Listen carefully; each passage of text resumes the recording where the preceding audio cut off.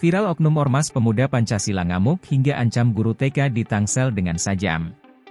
Beredar di media sosial sebuah video yang memperlihatkan aksi dua anggota pemuda Pancasila ngamuk hingga ancam guru TK menggunakan senjata tajam.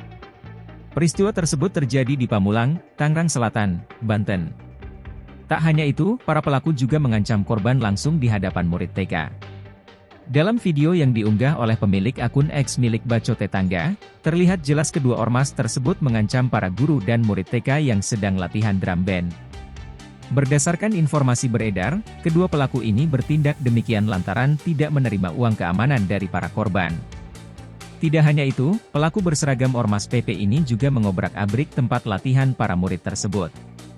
Terlihat dalam video yang beredar, salah satu pelaku tengah berupaya menghancurkan dan mengacak-acak peralatan drum band. Kini aksi kedua anggota ormas tersebut ramai menjadi sorotan warganet. Download Tribun X sekarang, menghadirkan lokal menjadi Indonesia.